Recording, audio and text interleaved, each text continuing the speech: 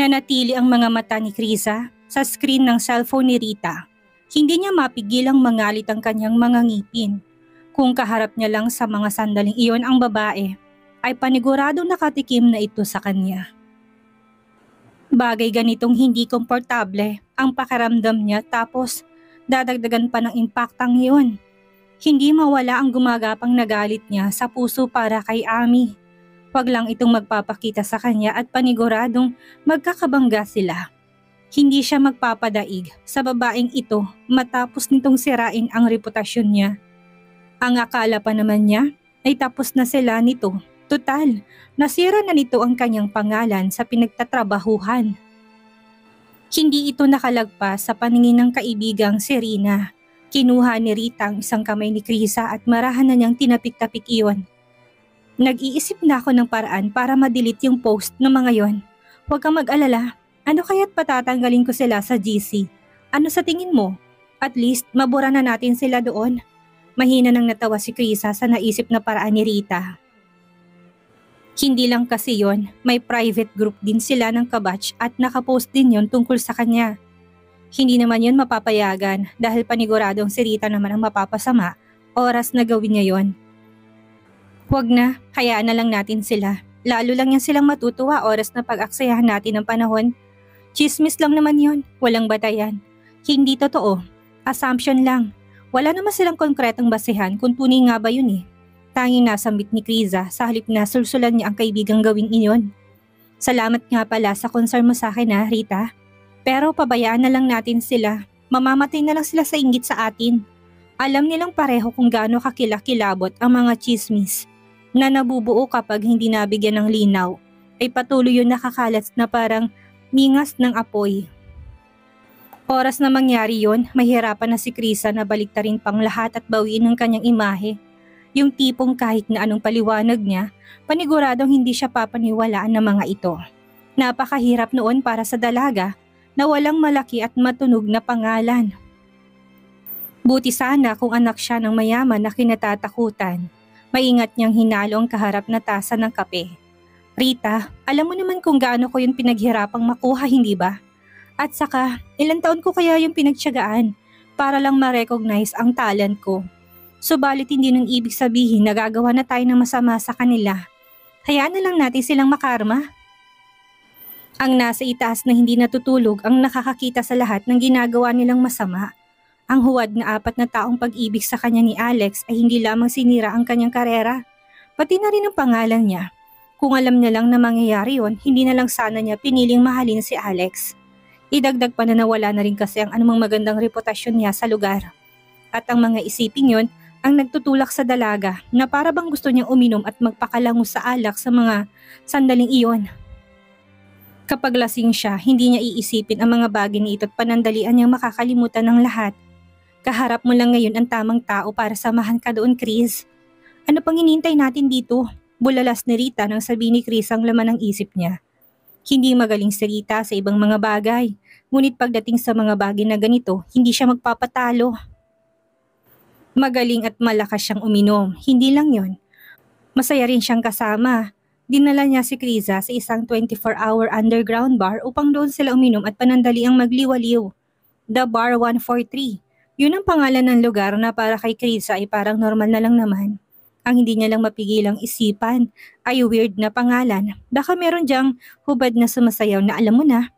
Pigil ni Krisa kay Rita bago pa sila makapasok sa loob. Oo, at hindi na siya inosente pero ayaw naman niyang aabot sa puntong papasok sa ganong klase ng lugar. Hindi pa siya nahihibang para doon. Yung normal sana at walang ganon, Rita. Ano ka ba? Huwag kang kabahan. Walang sumasayaw sa loob niyan maliban sa mga lasing. Pumayag na doon si Krisa na nakumbinsi kagad ni Rita. Pagpasok sa loob ng bar ay nakakabingi ang rock music. Nakasalukuyang pumapailalang lang ang sumalubong sa kanila. Ang mga naroon na halos ay nasa kabataan pang edad ng mga babae ay nakasuot ng mga damit na halos kita na ang kaluluwa. Wala sa sariling pinasadahan na ni Krisa ang suot niyang damit na parang bigla siyang na out of place. Hindi naman yun pansin ni Rita na palaging handa sa mga ganong lugar ang nakasanayan nitong suotin.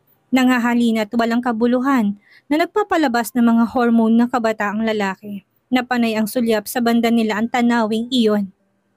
Magkahalong amoy ng iba't ibang pabango at pawis ng mga taong desperadong makalimutan panandalian ng problema na tumutulo noon sa katawan ng lahat. How is it, Kriza? Pretty exciting, right? Tanong ni Rita na umiindak-indak na agad ang katawan sa saliw ng musika. Tinaas pa nitong dalawang kamay at gumiling na animo ay wala pa itong asawa. Napailing na lang si Kriza. Tsak na aawayin ito ng asawa, oras na makita sila dito. Go with the flow lang, kalimutan na muna natin sa labas ng bar na ito ang mga problema natin. Ayos lang, kibit balikat ni Kriza na parang lalong nananakit ang sentido sa ingay. Parenting na upo na si Rita sa lumang table na pamilyar sa kanya dahil yun ang madalas niyang pwestohan tuwing magagawi siya sa lugar na yon. Naglabas na ng isang kahang sigarilyo na hindi pa bukas. Kumuha siya doon ng isang stick kahit pa masama ng tingin ni Kriza sa kanya. Walang pag-atubili niyang sinindihan ito at hinit-hit sa medyo mapang-akit na paraan, sabay linga-linga sa kanilang paligid. Hindi kailanman naninigarilyo si Kriza na gaya nito at hindi rin siya pinapayagan ni Rita na gawin iyon. Nito ay pangit ang ganong gawain at makakasira yun sa kanyang imahe bilang guro na dapat ay huwarang oras na gawin ito. Humingi si Rita ng isang bote ng foreign wine sa waitress na lumapit at ilang mga finger foods. Nang dumating ay nagsalin to sa 2 baso at inabot na ang isa kay Kriza.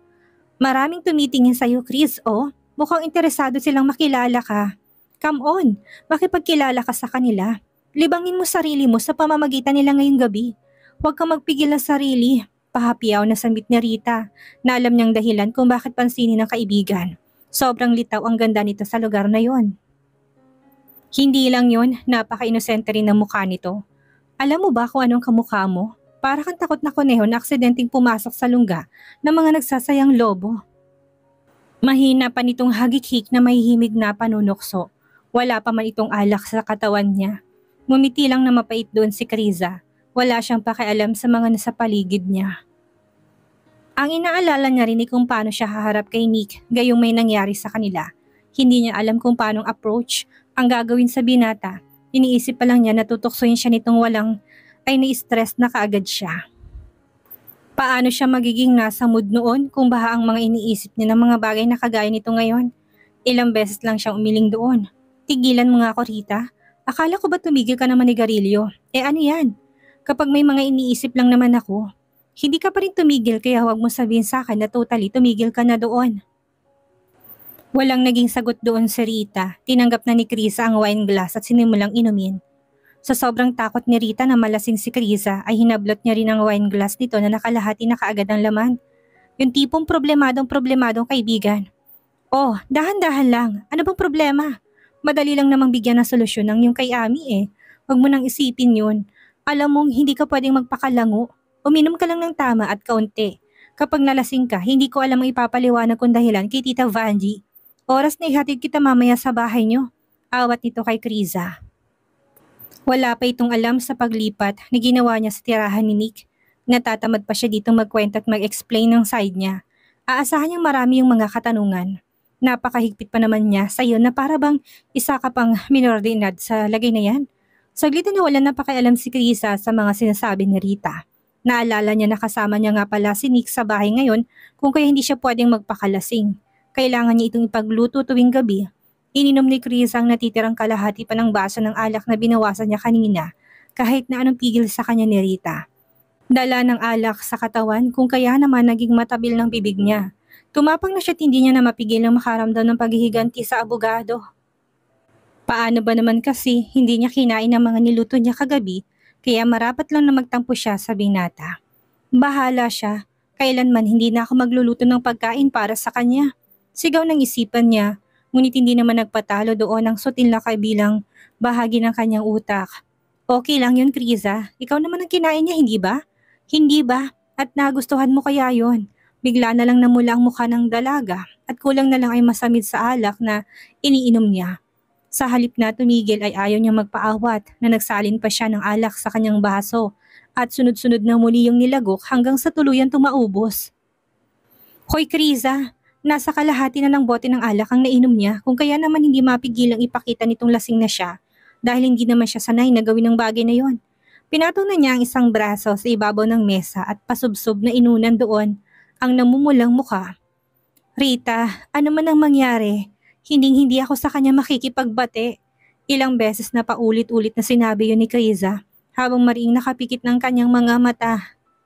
Alam ni Rita kung gaano mamanipula ni Alex ang kaibigan at malamang yun ang pinuputok ng butsi nito kung kaya naman ganun na lang kanyang reaksyon ngayon.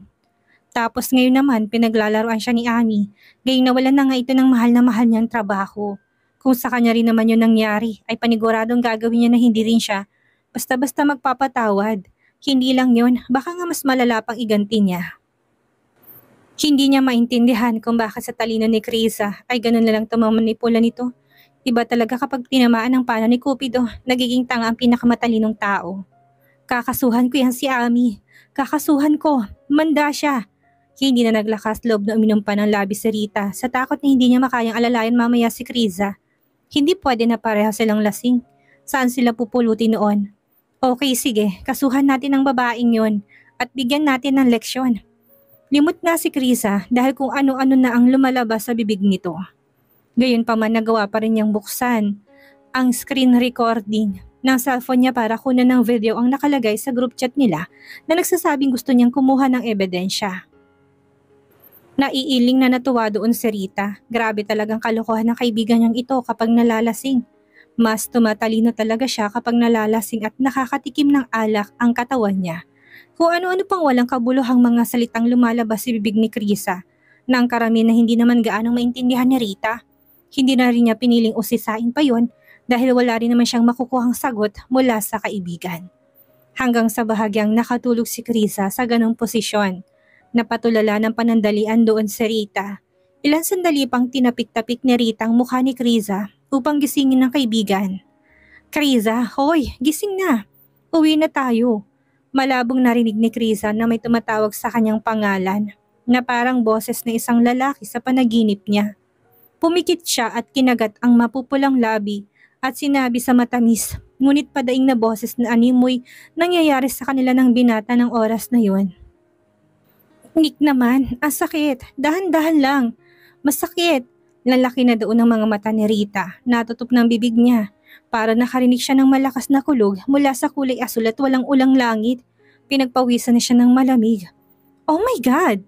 Ano yung narinig ko? Nick Bentacourt? May nangyari sa kanilang dalawa ng talanding ito. Ilang lihim na pagmumura ang ginawa at nabanggit ni Rita sa kanyang isipan. Walang ano-ano niyugyug na niya ang katawan ni Krisa na natutulog pa rin sa lamesa. Hoy, gumising kang babae ka. Kailangan mo mag-explain. Anong meron sa inyong dalawa ni Atty. Bentacourt ha? Huwag kang tumanggi. Malinaw na narinig kita. May namamagitan sa inyong dalawa no? OMG, kailan pa yun nangyari? Sumagot ka Krisa.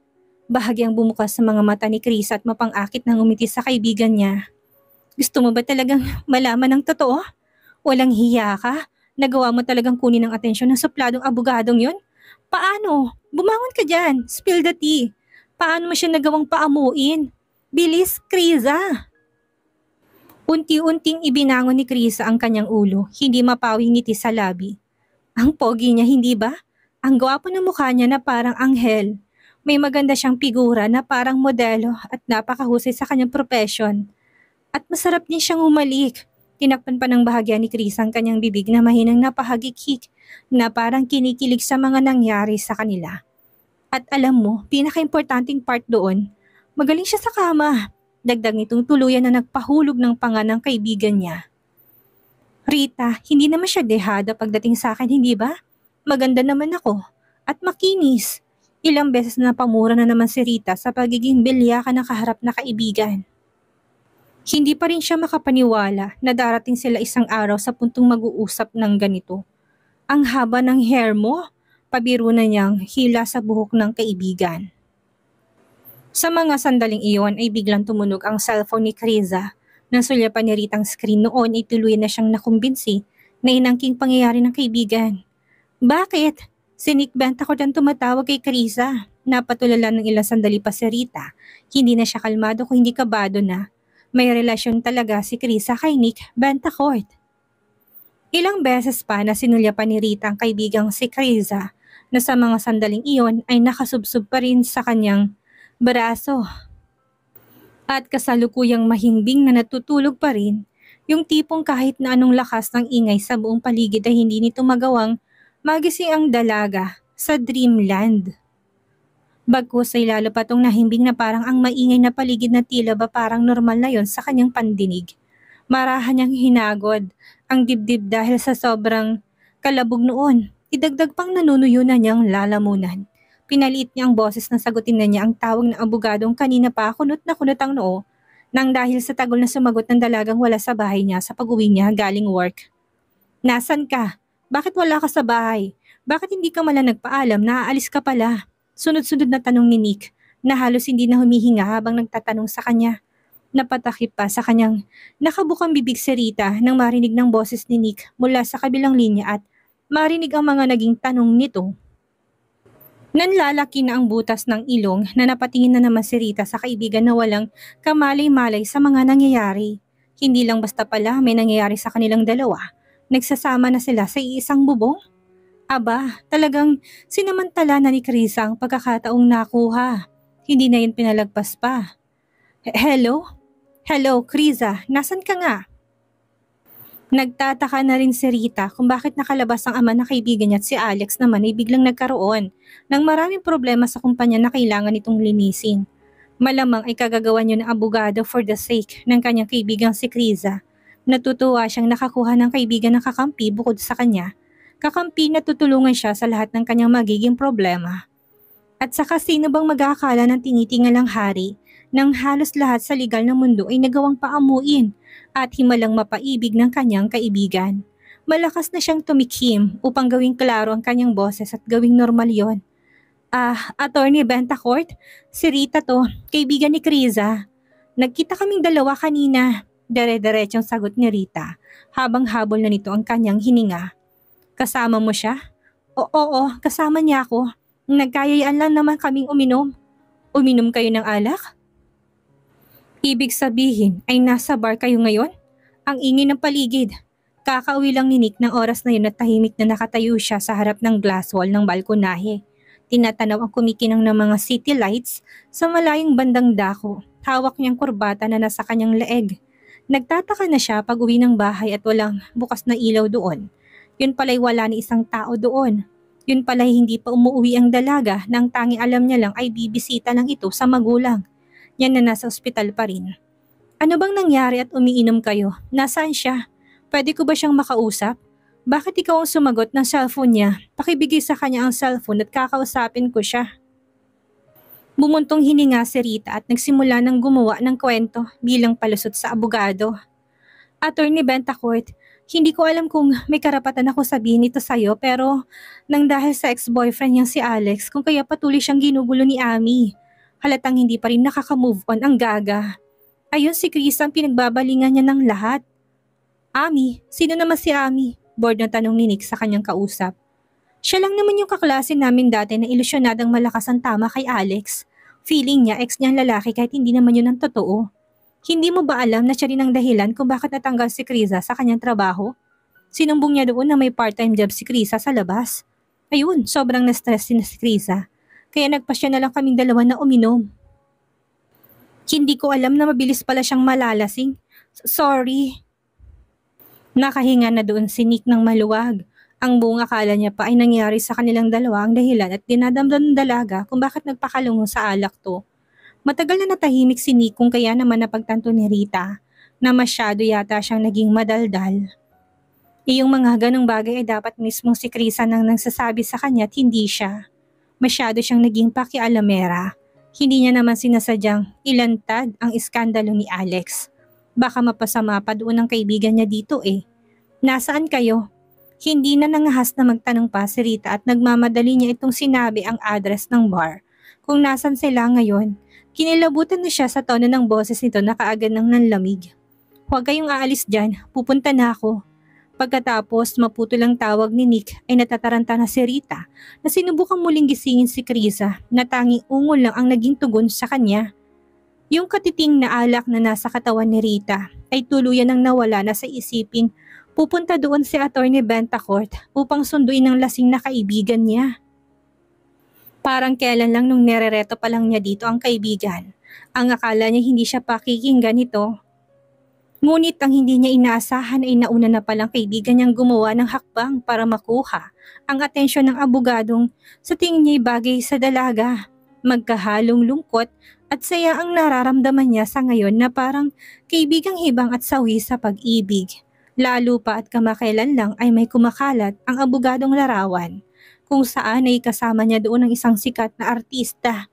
Akala ng artistang yon ay may pagkakataon siyang magpakasal sa isang mayamang pamilya at ang target niya ay si Nick.